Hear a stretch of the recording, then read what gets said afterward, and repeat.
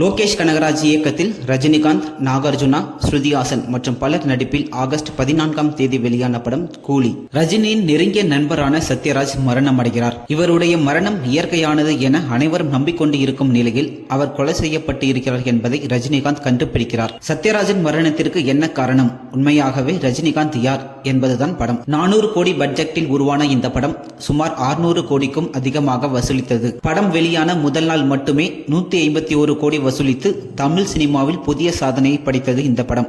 Bison. மாரி செல்வராஜ் இயக்கத்தில் Nivas K Prasanna இசையமைப்பில் துருவ் விக்ரம், அனுபமா பரமேஸ்வரன் உள்ளிட்ட பலர் நடிப்பில் அக்டோபர் 1ஆம் தேதி வெளியான படம் பைசன். கிராமத்தில் இருக்கும் கபடி வீரர் ஆசிய விளையாட்டுப் போட்டியில் கலந்து கொண்டு எப்படி வெற்றி பெறுகிறார் என்பதுதான் படத்தின் கதை. இந்த படம் 40 கோடி வரை வசூலித்ததாக சொல்லப்படுகிறது. ஆண் பாவம் பொல்லாதது.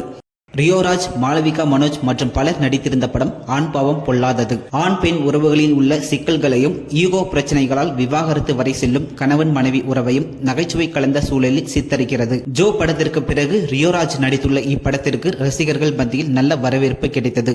5 கோடியில் தயாரான இந்த படம் 23 கோடி வரை வசூலித்ததாக கூறப்படுகிறது. தலைவன் தலைவி. பாண்டியராஜ் இயக்கத்தில் சந்தோஷ் நாராயணன் இசையில் விஜய் சேதுபதி, நித்யா மேனன் மற்றும் பலர் நடிப்பில் ஜூலை 25ஆம் தேதி வெளியான படம் தலைவன் தலைவி. கணவன் மனைவிக்கு இடையேயான சண்டைதான் படத்தின் மையக்கரு. விஜய் சேதுபதி, நித்யா மேனன் நடிப்பு ரசிகர்களை பெரிதும் கவர்ந்தது. இந்த படம் 100 கோடி வசூலை கடந்தது என தயாரிப்பு நிறுவனமை அதிகாரப்பூர்வமாக அறிவித்திருந்தது.